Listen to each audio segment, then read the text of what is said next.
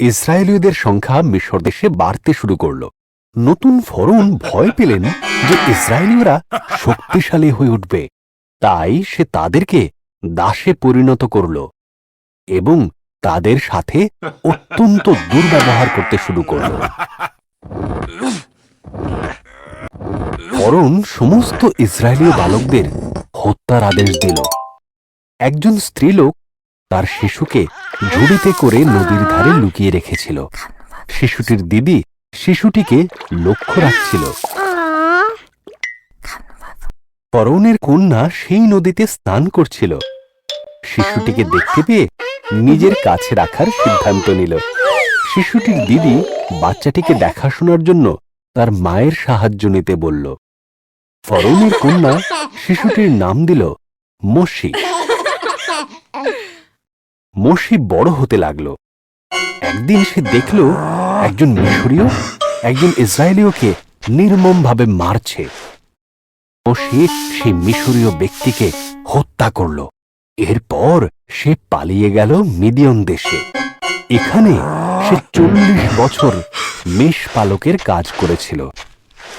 একদিন মোশি হোরের পর্বতে মেষ পাহারা দিচ্ছিল। একটি জ্বলন্ত ঝোপের ভেতর থেকে ঈশ্বরের কণ্ঠ শোনা গেল, মোশি, আমার সন্তানেরা কষ্ট পাচ্ছে। আমি তোমাকে তাদের মুক্ত করার জন্য বেছে নিয়েছি। আমি পারব না, মোশি বলল। ঈশ্বর প্রতিশ্রুতি দিলেন, আমি তোমাকে সাহায্য করব। তোমার হাতের লাঠিটা ফেলে দাও। মোশি তাই করল। লাঠিটা সাপ হয়ে গেল। যখন সে হাতে তুলে নিল তখন সেটি আবার লাঠি হয়ে গেল। ঈশ্বর বললেন, তোমার হাত জামার ভেতরে রাখো। মোশে তাই করল। সে দেখল তার হাত ঘায়ে ভরে গেছে। যখন সে আবার এই কাজ করল, সে দেখল ঘা সম্পূর্ণ সেরে গেছে। ঈশ্বর বললেন, ফরৌনকে এটা দেখাও।